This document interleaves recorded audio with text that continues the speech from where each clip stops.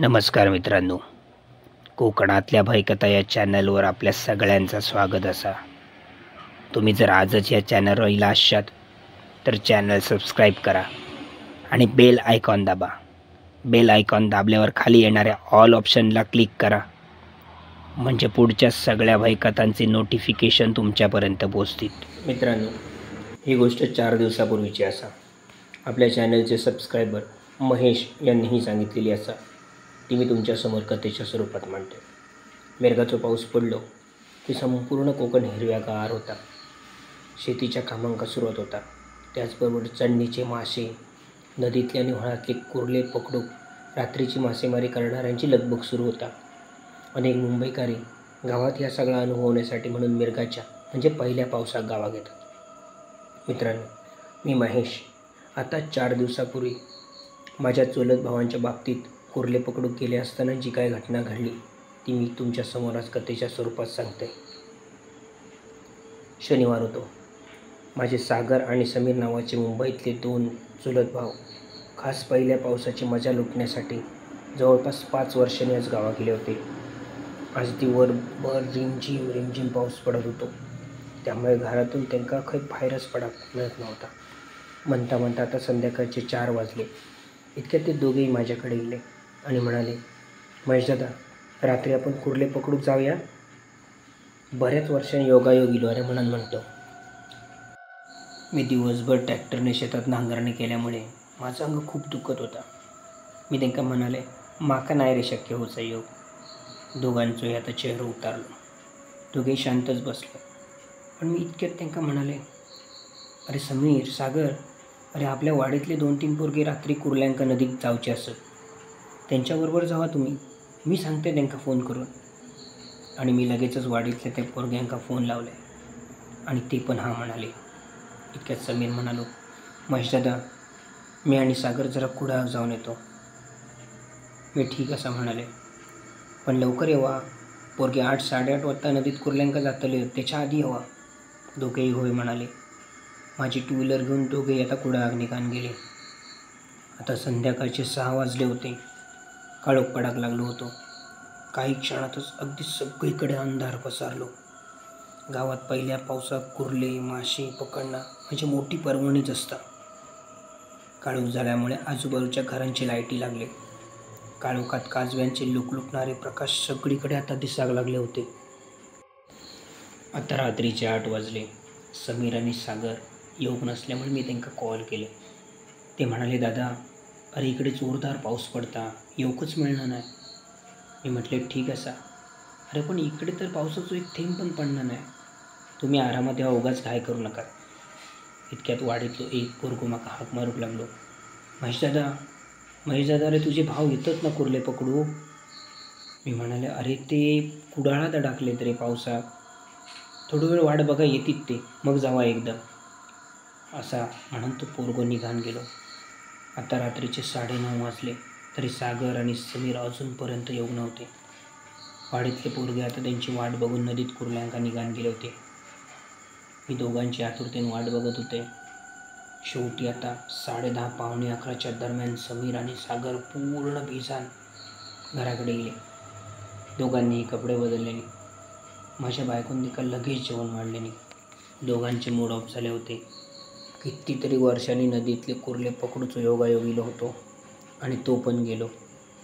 मी म्हणाले, अरे वाडीतल्या पोरांनी बरीच वेळ तुमची वाट बघितल्यानी आणि ते नंतर नदीत कुर्ल्यांका निघान गेले. मी दोघांका म्हणाले, सागर, आपण उद्या जाऊया नदीत कुर्ले पकडू. पण सागर म्हणालो, नाही रे दादा, उद्या रविवारा संध्याकाळच्या ट्रेनने आम्ही मुंबईत जातलो. आजच चान्स होतो जाऊचो. माका पण खूप वाईट वाटला. सागर आणि समीरने माका विचारला, दादा, तुझ्याकडे चार्जिंगचो बल्ब असा काय? मी होय म्हणाले. पण माका थोडंसं अंदाज येलो.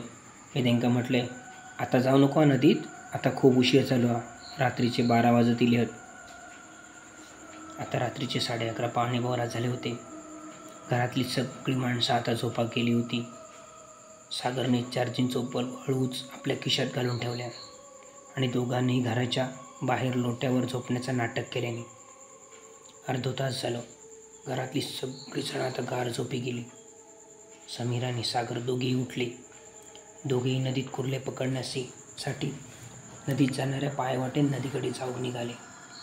पुढच्या 15 मिनिटातच ते नदीत पोचले. आत्ता रात्रीचे 12:15 वाजले होते. नदीत एक भयान शांतता पसरली होती. नदीतला पाणी खळखळ आवाज करीत वाहत होता. मूळचे ते गावचे असल्यामुळे त्यांना कुर्ले पकडूची माहिती होती. आता बल्बच्या उजेडात ते नदीच्या प्रवाहाच्या कडेक कुर्ले शोधूक लागले होते. म्हणता म्हणता आता त्यांना बरेच कुर्ले मिळाक सुरुवात झाली होती. दोघंही खूप आनंदित होते, कारण त्यांना आज बऱ्याच वर्षांनी भरपूर कुर्ले दिसत होते आणि ते पकडत पण होते. आता सिमेंटच्या पिशवीत 15-20 कुर्ले त्यांनी पकडले होते. इतक्यात सागर समीरला म्हणालो, समीर, चल आपण घरात जाऊया, बस झाले एवढे कुर्ले. सागर म्हणालो, अरे थांब, अजून 10-12 कुर्ले पकडूया आणि नंतर जाऊया. म्हणता म्हणता ते आता दोघंही नदीतल्या प्रवाहातून बरेच दूरपर्यंत गेले होते.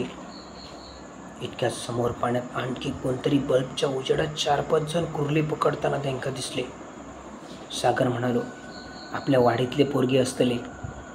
सागरने मोबाईलच्या घड्याळात बघितले. आता रात्रीचं 1:30 वाजलो होतो. सागर म्हणालो, समीर, चल जाऊया घरात, एवढ्या रात्री नदीत राहणं बरा नाही.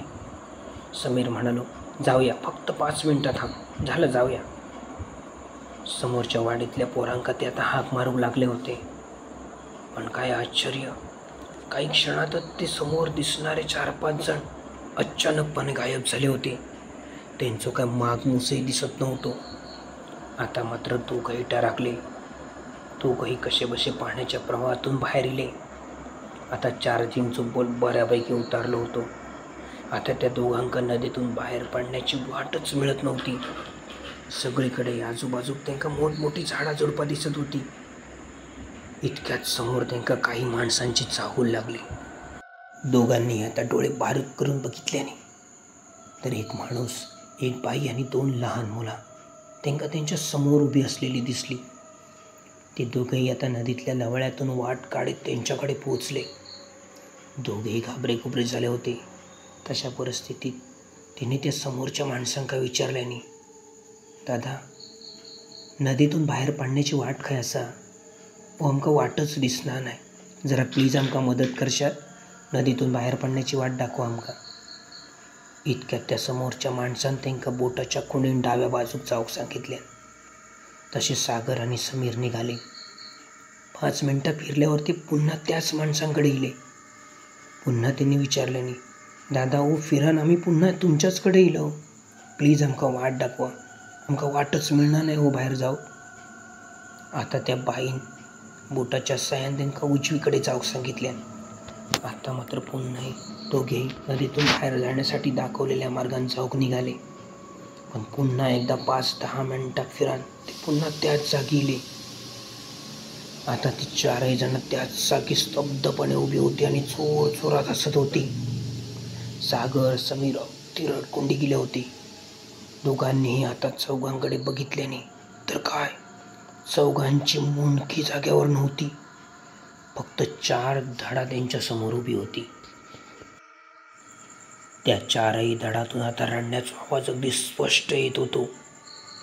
या सगळं बघून सागर आणि समीरच्या पायाखालची वाळूच सरकली.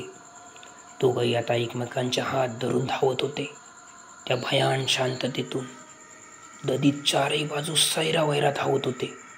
जोर जोरात आर्त विनवणी करीत होते, वाचवा, कोणीतरी आमका वाचवा, धावा धावा, वाचवा. ती आर्त हाक अवघ्या नदीत सगळीकडे घुमत होती. नदीतून बाहेर पडा गेले की ती 4 मुंडकी नसलेली माणसं अचानक त्यांची वाट अडवून धरायची. यो प्रकार अर्धो पाऊण तास नदीत चाललो होतो आणि काही वेळान समीर आणि सागर कसे बसे त्या नदीतून बाहेर पडले आणि घराच्या दिशेने धावत धावत सुटले. दोघांकाही आता भीतीचा ताप चढलो होतो. दोघंही घरात पोहोचले. बंद दरवाजा त्यांनी जोर जोरात वाजवूक सुरुवात केल्याने तसं मी बाहेर इले आणि बघतोय तर काय, समीर आणि सागर दोघंही घाबरे होऊन रडत रडत दरवाजात उभे होते. मी त्यांना लगेचच आत घेतले, पाणी देऊन सावध केले. नदीत घडलेलो सगळो प्रकार त्यांनी माका सांगितल्याने माका न सांगता गेलेलाच माका राग होतो पण तो व्यक्त करण्याची मात्र वेळ नव्हती म्हणून मी गप्प बसलोय. दोघांची परिस्थिती मात्र खूपच डेंजर होते. दोघेही झालेल्या प्रकारात खूप घाबरले होते. सागरच्या तोंडातून तर शब्दच फुटत नव्हतो. ती रात्र आम्ही कशीबशी काढली. दुसऱ्या दिवशी सागराक आम्ही डॉक्टरकडे घेऊन गेलो. डॉक्टरांका सगळं झालेलं प्रकार सांगितलं.